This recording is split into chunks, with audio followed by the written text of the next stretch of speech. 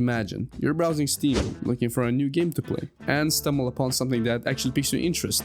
Naturally, you look up some Steam reviews of the game to see what it is about, and get hit by reviews like this. These kinds of reviews are everywhere, and I'm gonna cover some of the worst types of them in this video. First type of shitty game reviews are the NPC reviews. Brother, these are the kind of reviews you see on every game, be it a shooter or a survival game. You cannot escape them.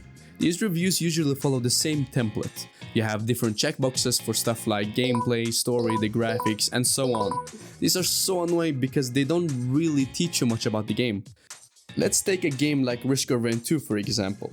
A roguelike game that at first sight may look confusing to people. I know it did for me. Let's now take a look at the review for this game. Okay, at first you have the difficulty, and this one I kinda get, it's easier to grade it this way. Then you have the graphics, which is where I think it gets really stupid. Here it says beautiful, but what does that really entail? This game has a very good art style, not necessarily graphics in the traditional sense. Are they judging how realistic the game looks or what? It's not clear at all. Then you have the gameplay, where it says very good.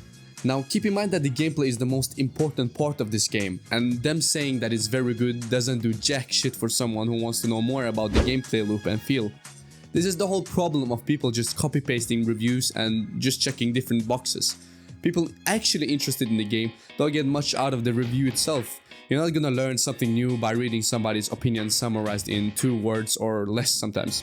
These reviews can also get really weird sometimes, like what's the point of this checkbox or this one? Bro, what do you mean the audience for the game are humans? Bitch, who else? Anyway, the second type of shitty reviews are the joke reviews. These are the type of reviews that just make a joke and that's it. That's the whole review. These jokes are often copy and pasted too, like you'll have a million different jokes about wanting to have sex with different characters in the game. These people probably think they're the funniest people on earth writing the same comment about wanting to fuck the main protagonist of the game. Don't get me wrong, they can be funny sometimes, but seeing the same joke for 1,000 times just makes me want to end it all.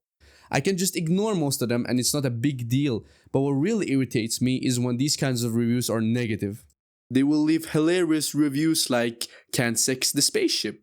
Among Us, no sex with mind flayers. Can't sex the minors, no robot sex. Where robot sex needs a sex no update. No sex with can't sex the gorilla.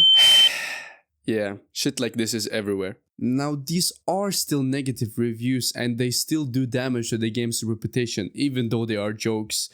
1 or 2 of them isn't a big problem, but some games literally have hundreds of thousands of negative reviews like this, which actually harm the game's reputation. The last type of Steam reviews I want to talk about are the annoying negative reviews. You've all seen those. Now there are people who leave reviews that had no effort put into them. It feels like they dislike the game just for the sake of disliking it. They'll write that it's mid, a snooze fest, it's not the best, some won't even write anything. Then there are people who will actually write a review but will complain about smaller issues or certain aspects of the game. You'll have a game like Elden Ring for example, a generational game that became Game of the Year. But some guy will dislike it because it's limited to 60 FPS. Imagine working on a game for over 5 years just to have some guy leave a bad review because the game is capped at 60 FPS. Like, I get it, you may dislike certain aspects of the game or the moves that the developers make, but hating on the whole game because of it, really? You will also stumble upon similar reviews that talk about the technical difficulties, like the game crashing or some game ruining bugs and stuff like that. But a lot of these reviews talk about individual problems and blame the entire game for it. Now some games are filled with bugs, but those who aren't are still gonna have reviews like this. I can understand you not being able to fully enjoy the game because of the performance on your system or some other individual issue, but disliking the whole game you know works well for other people is not the right move here. These kinds of reviews just paint an inaccurate picture of the game, and people who are actually looking for the pros and cons of the game are left even more confused than they were before. Now, the conclusion to this video isn't that you should be writing tons of pages for your Steam review so other people can look at it and really judge the game. No, Steam reviews are just not the right place for people that want to know more about a game they want to buy. You're much better off just watching some video review or something similar instead. Trust me, you will rarely find something of substance here.